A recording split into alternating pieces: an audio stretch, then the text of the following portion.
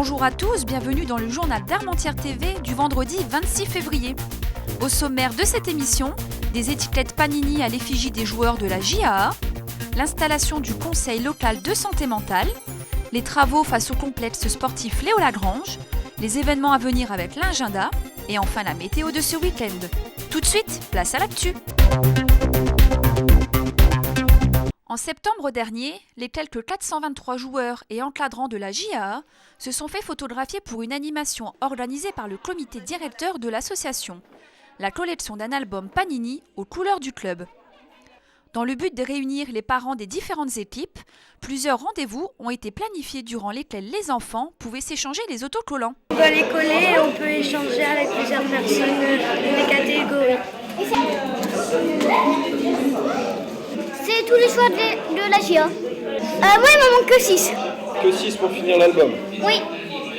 Dès que j'ai eu l'album, j'avais acheté 2 pochettes dès que j'ai eu l'album avec. Et tu connais tous les joueurs? Pas encore. Les 5 premiers joueurs ayant rempli entièrement leur album recevront une récompense. À ce jour, 3 personnes se sont déjà fait connaître. Il ne reste plus que 2 places. Mercredi 24 février en mairie, Bernard Asbrook et Joseph Allos, directeurs de l'EPSM Lille Métropole, ont signé une convention de partenariat visant à déployer de nouvelles actions à travers le nouveau conseil local de santé mentale. Mais au fait, à quoi ça sert ?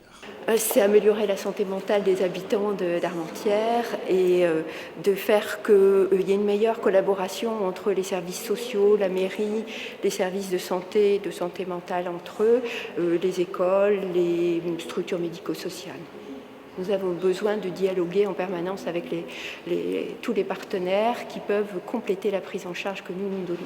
On accueille toutes les pathologies, ça va des difficultés de sommeil à des grands troubles psychotiques. Dès 2002, nous avons voulu intensifier la thématique santé sur le territoire de la ville d'Armentières.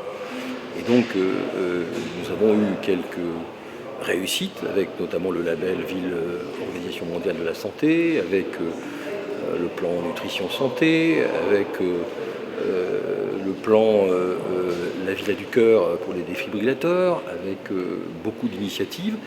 Et il nous est apparu intéressant de réunir l'ensemble des acteurs de la santé sur le territoire et de travailler avec l'Agence régionale de santé sur ce qu'on appelle un contrat local de santé.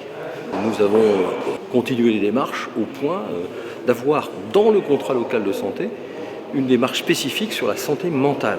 Donc quoi de plus normal, soutenu par l'ARS, que de concrétiser un pan complet de la santé à l'échelle d'une ville avec l'ensemble des acteurs locaux et avec un partenariat très large qui fait qu'aujourd'hui on a non seulement des actions de sensibilisation mais aussi des actes, des actions qui sont porteuses d'amélioration de santé concrète sur le territoire communal. Face au complexe sportif Léo Lagrange, la MEL poursuit l'énorme chantier de rénovation du réseau d'assainissement. Une nouvelle conduite d'eau pluviale large de 2 mètres et longue de 480 mètres est installée à 5 mètres de profondeur. Cet été sera posé un deuxième tronçon plus court mais enterré plus profondément à 10 mètres sous le sol. 1 an de travail et 2,6 millions d'euros sont ici investis pour minimiser les risques d'inondation à venir. Ces travaux titanesques s'achèveront en octobre prochain. Choisir un bon bouquin ou un bon film, rien de plus facile. Les membres des comités de lecture de la médiathèque vous présenteront leur coup de cœur en 7 minutes en espérant vous convaincre le samedi 27 février de 14h30 à 16h30 à la médiathèque, uniquement sur inscription.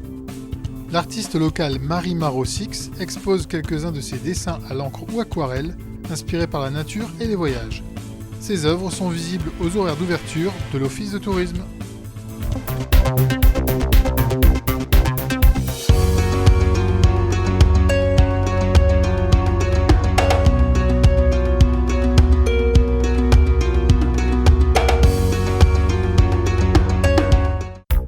Merci de nous avoir suivis, bonne semaine et à vendredi prochain.